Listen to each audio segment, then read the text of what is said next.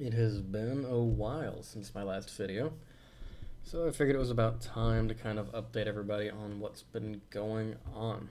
Now, I do actually, for once, have a good reason for a long delay. That being, I caught COVID and was out for about a week. Actually, a little bit more, I think. But either way, I am better now, so I figure what better time than to update you all. So looking back at my previous video, looks like my last one was March 27th. So let's go back through and see what we have had going on since then. So March 27th, that was during Quad A. And as you all know, Quad A is I guess for those of you who don't know, Quad A is basically a big anesthesia conference for anesthesiologist assistants. In this case, it took place in Charlotte, North Carolina, and there was quite a big turnout. I believe that every single program was in attendance. So that's really cool to get to see everybody and, get to mingle with other programs that we otherwise don't normally see. To me, it looks like the autofocus is acting up a little bit, so I apologize if I'm a little bit blurry. Hopefully it figures itself out. Regardless, Quad A was very, very fun. It was a very good experience. I really liked the location of it, and I had a really good time. One nice thing about Quad A, I'll specifically call out for any incoming students who have never gone to a conference such as Quad A. This was my first one, so my first Quad A, that is. In this case, they had a downstairs area, and that entire downstairs area was basically vendors. And when I say vendors, what I mean is it had different booths of different locations who are hoping to hire CAAs. So like University of Florida, there was Wisconsin, like there was Michigan, there was one from Alabama, there was a lot of Florida, there was a good few Georgia, there was of course, there was North Carolina, South Carolina. I mean, basically, you name it, there was a state representative there, or at least a hospital representative who was hoping to draw in. There's plenty of groups as well, like HCA, Psy Anesthesia. I mean, you name it, they were all there. It was a really good sight to see, and to be able to talk to people and get a realistic expectation for what to expect for employment, as well as what that overall process kind of looks like for talking to these people and getting to know them and all of that. And USAP, of course. USAP made a big presence as well. Very good to see all of them. And they, of course, they're all giving out flyers, all giving out pamphlets. Numbers are listed. Here's how much PTO. Here's how much your base is. Here's our call requirements. They try to lay it all out in front of you, and it's really nice. And they're very good about setting up contact as well. So something for all of you to look forward to, and if you've already experienced it, I'm sure you can be reminiscing with me throughout. So basically Quad A kind of closed out March for me. Shortly thereafter, we had another lab skills check off. This one was more of advanced skills. We've already kind of gone over and proven that we know the basic skills like LMA insertion, endotracheal tube, oral airway, nasal airway, basic bag mask. Now we're getting into the more higher level things.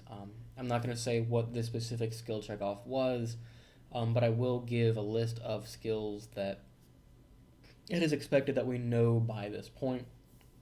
Everything I just mentioned: arterial lines, pulmonary artery catheters, central venous catheters, epidurals, spinals, combined spinal epidurals, advanced hypoxia management, and then of course, I already said everything basic as well. Advanced airway techniques like nasal intubation, fiber optic intubation, double lumen tubes, one lung isolation using double lumen tubes, etc. IVs as well. IVs is a big one. So, a lot of skills that we've learned up to this point we're expected to know and maintain throughout this process. Now, not all of them are ones that we're going to come across in a clinical setting. Just because our preceptors know our current level, and there's certain tasks that are just a little bit out of our reach, and they don't hold that against us. It's just kind of sometimes there's production pressure, as it's called. There's that need to all right, hey, we got another case coming in 30 minutes, we got to speed this up. Um, Perfectly normal for that type of thing to happen. In some cases, patient refusal, they may say, I don't want a student to be learning this on me. Again, I get it. It sucks, but I get it. And what I mean by it sucks is it takes away our learning opportunity when it might be the only one we get for a month. However, at the end of the day, the patient has complete control and autonomy over what they want to do with their body, and of course, we respect that. It's just a little frustrating when we don't get that learning opportunity. But at the end of the day, we want someone who is going to be patient with us and is going to be understanding that we are learning. So it is for the best, obviously, that we don't force it onto them. So let's see what else we've got going on since then. Some more generic meetings talking about our upcoming senior rotations. So as I've said before, but I'll briefly reiterate, first 4 semesters are in Jacksonville. The next 3 are wherever throughout the country. Semesters 3 and 4, the ones that are in Jacksonville, those ones have local clinicals. And then beyond that, the second year are the proper rotations. So if you hear me say clinicals versus rotations, that's the differential I'm giving. So we had to talk about our second year rotations and kind of what to expect in that whole process. As well as picking our actual sites. So that was something that was interesting, is that we're already putting in our wish list, if you would, of our sites that we wish to have, or our city, or not necessarily cities. We really only get to narrow it down to states.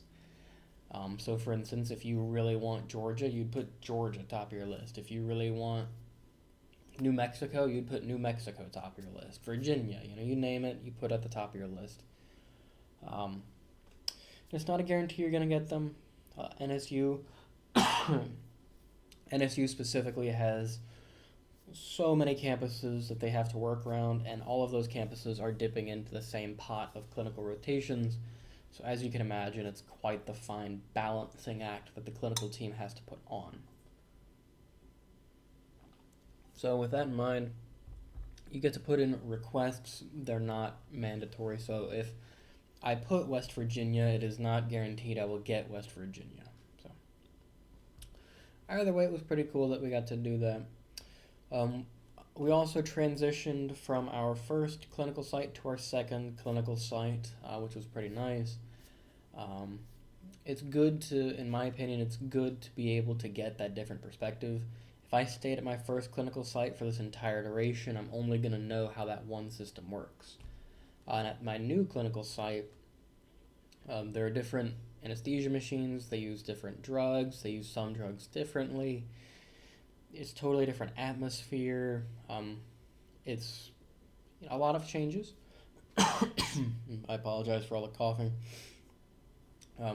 Totally different atmosphere, and it's really nice to kind of get that perspective of there are so many ways to do anesthesia that there is no one correct way.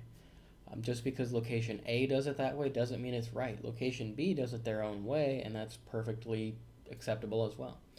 So I really like that, and I'll talk a little bit more about my clinical sites, or not my sites, but what I've been getting to do. I'll end off with that in my little notebook.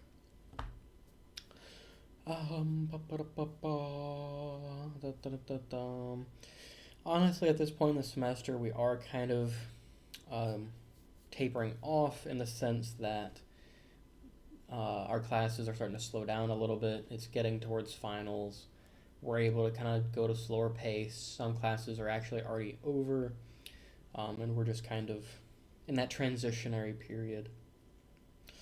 So I have had, since our last conversation, I have had 3 exams actually. I've had INM, APP, and PharM.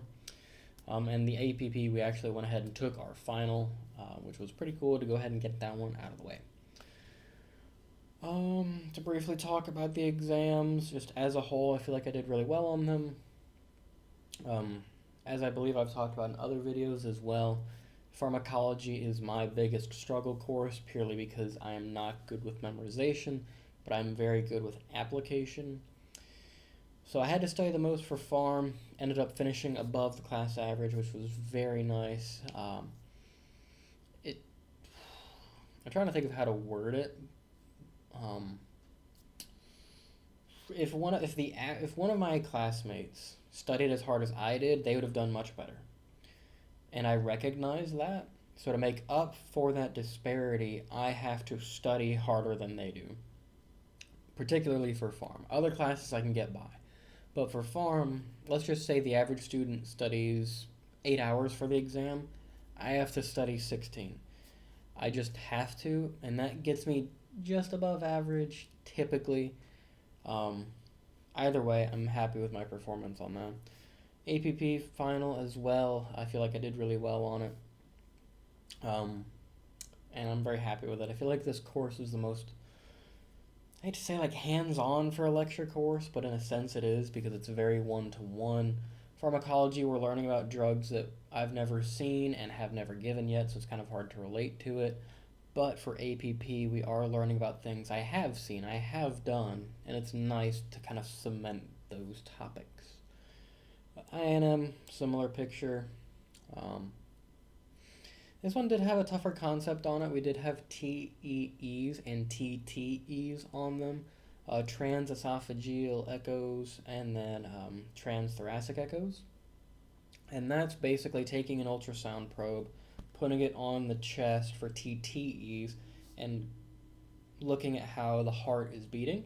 TEEs are where they put a probe down the esophagus and look at the heart from the inside perspective. And that's actually a more in-depth procedure, but you get better results to kind of help justify it. So learning about those, learning how to interpret those was kind of, I hate to say it was a pain, but it's definitely a steep learning curve. I put in the time, I made it work, and I'm overall happy with my performance on that. Just a hard concept in general. It's very nuanced. I think that's the best word I can use. Is it is a very nuanced topic. That one in particular. What else? What else? What else? I already said I got COVID. So that's the delay for the video. So I apologize and taking effectively a month off from videos. What time are we at? 12 minutes. Not bad. New clinical site. Already mentioned that. We did have an anesthesia group come and talk with us. We just met in our normal lecture room. They gave their PowerPoint presentation of, here's our group, here's what we have to offer, here's our locations, here's what we like about us, here's some things that we admit we could improve in, trying to kind of be relatable. We did have the option of speaking with them at FAAA and Quad A, so it's not like this is some, out of the woodwork group. This is a relatively well-known group. But still good to get to speak to them on that more one-on-one atmosphere. We're kind of more comfortable asking questions. I do think some of our class is going to end up signing with them purely from a numbers perspective. And their locations that they offer are really nice as well. I actually don't currently know if anybody in my class has signed with anybody yet. As in, like, officially signed a contract saying, once I graduate, I'm going to come work for your company. I don't know if anybody has yet. I could be wrong in that nobody has, but I feel like at least one person has. But I can't officially say. I know I haven't. I suppose now is as good of a time as ever to discuss why. My perspective is I'm still a first-year student. I only know the 2 clinical sites I have been at, and I don't feel like that's enough perspective to get an accurate picture of what the real anesthesia world is like. And the best way to know if you're compatible in a workplace is to go there. So my thinking is, depending on which clinical site or which rotation sites I get, is I'm leaning more towards signing with that site. So let me pick a random group out of my head. Let's just say, I don't even know if they have one there. Let's just say I'm in Austin, Texas, okay? Let's just say I'm at, I don't even know if there is one, so this is hypothetical, right? St. Jude's, Austin. If I'm at St. Jude's, Austin, I am going to get a better feel for them than just going and talking with an interview through them. Now there is also, I could go and shadow somebody there at St. Jude's, Austin, or I could spend a day with somebody kind of talking things over. But the best way to get a feel for them is to spend a month working at that location. So I'm really hoping that my second year sites correlate with the locations I want to work in so I can better judge how I feel about that hospital system or that anesthesia group uh, in specific. That way I can have a better judgment of the character of the hospital. I get a better feel for it that way. So why haven't I signed yet? I don't feel like I have exposure enough where I can make an adequate judgment. There are still things in anesthesia I have not done. I have not done any cardiac. I have not done any neuro. I have not done any OB. And I've barely touched peds. And then I haven't done like any lung. And I haven't done vascular. So there's a lot that I haven't done yet. And some groups or organizations or hospitals specialize in it. So if it's a cancer hospital, there's certain things I might not have. If it's a neurosurgery outpatient center, which probably doesn't exist, they're going to have a very specific specialty that I don't have yet. So how do I know if I want to go work for you if I've never done a single case? There are plenty of heart-specific groups, and their specialty is just cardiac.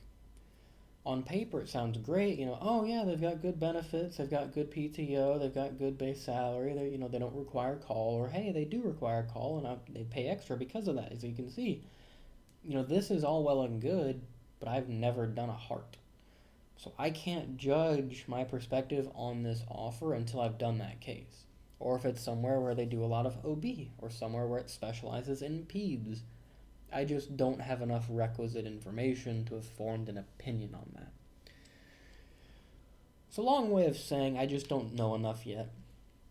And I could sign with, an outpatient orthopedic group, something like that, where it's just bread and butter cases. However, from the people that I've talked to, the general consensus is that it's best to get a few years of experience doing generalized cases before you pigeonhole yourself. So I'm currently leaning towards the idea of picking a broader scope of practice than just outpatient ortho or plastics or, something like that kind of pigeonholes. That's my current perspective. Will that change? It's possible. That's just based off of the people that I've talked to. So, kind of curious to see where that ends up going. I have talked one-on-one with a couple of groups, and I do have a scheduled call with a group next month to kind of hear them out, see what they have to say. Maybe I'll get an offer, maybe I won't get an offer. And at the very least, I can keep it in the back of my mind of here's what this group is offering. If I don't get them second year, and I really like what they say, so I guess this is something I should also clarify. If I don't get an offer with a group, but backtrack. If I don't get a rotation with a group I really like, I can try to take a weekend off from my assigned rotation and go visit the site and talk to the people there, maybe watch a few cases and get a better feel for it that way, especially if I'm local. And then even then, if I want to wait as long as to have already graduated before signing, then I could go and spend a week or more at that site and get a really good feel for it. So let's just say, again, let's go St. Jude's, Austin. I don't even know if that exists, but anyway, if I'm like dying to go to St. Jude's, Austin, and I don't get that as a rotation site, if I'm still in the Austin area, I'm going to take a weekend, go visit them, see what they have to offer, go talk to them, hopefully watch a few cases, see what the ORs look like, get a good feel for it, and then make a judgment based off of that. So that's just my perspective on that. Is there anything wrong with going ahead and signing? I mean, if you don't have a problem with it, then what's the harm, right? That's just my perspective on it. And if that's something you guys would like me to talk about a little bit more, go into a little more detail about my thoughts on that, then I'll happily make a dedicated video about that. So that's nice and long-winded. So upcoming academic things, we have our lab written final upcoming, our sim lab final upcoming, and then all of the other finals we have not taken. Those, of course, being anesthesia phys, INM, and pharmacology. So those are on the horizon and my current main focus. As well as I've already told you, there is the call coming up that I have personally with an anesthesia group or hospital system. Just kind of get a feel for them, see what they have to say, and ask them plenty of questions along the way. And now to end on the exciting portion, we're going to be opening up my little clinical notebook, and I'll kind of talk about things that I have done. Again, to protect against HIPAA violations, I will not be naming what day these procedures took place on. Any patient health information, including and not limited to name, phone number, address, age, birthday, any identifiable thing at all. I won't even be going over the actual procedures, but I will be talking about what I did personally. Okay? And that is completely legal for anybody wondering. So, what have I personally done? I had a day that was dedicated, basically sedations. So, the example that everybody knows is getting a colonoscopy. So, when you're getting a colonoscopy, you're not out in tube, but you are still out, but breathing on your own. And there's that kind of gray area. So, there's wide awake, there's full on general with a tube, and somewhere between there is you can tolerate a colonoscopy but still breathe, and that's exactly where I was keeping patients. So, had a day that was dedicated to that type of anesthesia delivery. Pretty interesting day. Had some challenging patient physiology to work around. I feel like I did pretty well with it overall. No huge hiccups, but the hiccups that we did have, we managed well. Overall good day. It was a very turn and burn day, which are not typically my favorites. It was very high turnover. Saw a lot of patients that day. Pros and cons to that. You're getting to put in a lot of repetitions in a very short period of time. However, I didn't do anything, like I didn't get any tubes or anything like that. So, pros and cons of that day. Different day. Did some more sedation type cases, in the sense of they're effectively generals without an endotracheal tube. And then I had my first prone general case, which was very interesting. All in all, this one went quite smooth. The hardest part for me initially was figuring out, what's the flipping gonna look like? How are we gonna do that? We did use a prone view to help with that. If you don't know what it is, I don't have one here to show you. Just Google it. But it's effectively like a fancy pillow they put over your face so you can lay face down with no complications.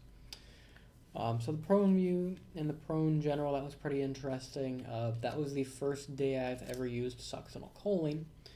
So pretty fun to give that. We did give a defasciculating dose of rock to kind of help the overall hemodynamic, or not hemodynamics, just, kind of help the clinical outcomes in that situation. But very interesting. That day in particular, the preceptor wanted me to kind of take an independent role and basically pretend that they were not there, which was very challenging initially because it went from, oh, they're right there and hands-on with me, to, hey, where are you, buddy? I didn't know where they were, and that was kind of a pain. Ended up working out okay, thankfully, and when I did end up needing my preceptor, they were there, which was very good. I did 2 generals in this day in particular. One was prone, and then the other one was a shared airway, which has its own challenges. Worked through them nicely. Did have a little bit of a hiccup, had to place an oral airway upon extubation and things like that. Had an issue with drug availability at one point. At one point, we were actually out of a specific drug, which totally threw me off my game. But all is well that ends well. Good patient outcome. That's all I care about. It went well by that standard, so I'm happy. Did another LMA case. This LMA case was this is like my 3rd LMA I've ever put in. We use an eye gel on this particular one, which is a pretty popular one for this clinical site. So we did an eye gel. And in that case in particular, we had hemodynamic issues. We had to give a lot of phenylephrine, and I mean a lot of phenylephrine. But again, all is well that ends well. Ended up figuring it out. I wanted to put on a drip, but the case length couldn't necessarily justify it, and my preceptor said that they would rather just continue to bolus. And if that's what the preceptor wants, is what the preceptor gets. I have to respect that, and I do totally respect that. So that was that day. And then that day there was also a couple more sedations as well.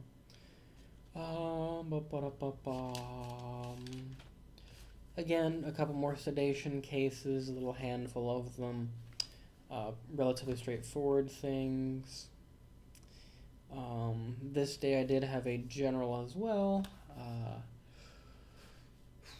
From my memory it went well.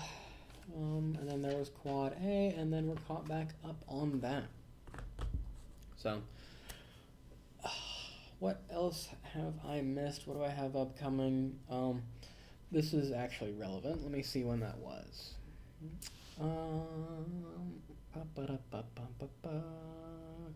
Yep. Yep. And yeah, okay. I didn't put it in here miraculously. But either way, we did get to meet with some of the incoming students, which was really fun. They are the class of 2027. I helped put on, not put on, but I helped essentially like volunteer at an event that was held for them. And that was really fun to meet them and get to talk to them. It's exciting to see where I was a year ago and know where I am now. Very interesting to know that 1 year ago, on that day, I was in their shoes. And here I am now. I know everything I know now. I'm already in hospitals. I'm already doing cases. I'm building up that confidence and that good, solid knowledge base. It's fascinating to see how far I've come within a year. Because I still haven't been here a year yet. Still have a little bit more to go before it's been a full year. And it's amazing how far I've come. And I can't imagine what I'll feel next year looking back at this. And yes, I do plan to continue making videos a year from now. But it is fascinating to look back at where I was. And, I'm very excited for them. I know the journey is tough. I know the days are long. But I know that there's nothing else I would have rather done. And it's nice. I'm glad I'm put in this position where I can help them. And I sincerely hope to be a TA to them one of these days. That is one nice thing about our program in particular. I don't know if other programs have that, but we do have the ability to become TAs for lab. So, really hoping that gets to happen. I think it will be great. So yeah, it's exciting. And they'll be starting classes in about a month from now. They start in the summer just as we do. So, very curious to see how that goes. Is there anything else I have to offer you all today? Nothing in particular that I can think of. As always, you know how to reach out to me. You can reach out to me in the YouTube comments. You can reach out to me on Instagram at myCAAjourney. No spaces, no capitals. Feel free to ask me any questions that you have. If you have a video idea that you'd like to see come to light, go ahead and let me know, and I'll see what I can do to make that happen for you. Because if you want it, I can assure you that at least 10 other people are going to want to see that, and I'm more than happy to make that happen for you all. So, feel free to reach out to me, and you don't have to be an incoming student to reach out to me. You could just be curious about the program, or just a random question about, like, hey, what's putting in an endotracheal tube like, and I will happily tell you all about it. So, with that being said, I'll go ahead and end this video here. It's been nice to catch up with you. When can you expect the next video? I suppose that's now more relevant than ever. Hate to say it, but it won't be a full month. I'll try to get back with you guys after finals. I feel like that's probably a good time, a good place to time it. So expect to hear back from me after finals. So expect something in the mid to late Mays. And other than that, I'll go ahead and end this video here. So I'll catch you guys in the next one. And again, reach out to me on YouTube comments or Instagram, my CAA journey, no spaces, no capitals. So thank you for your time. Have a good day.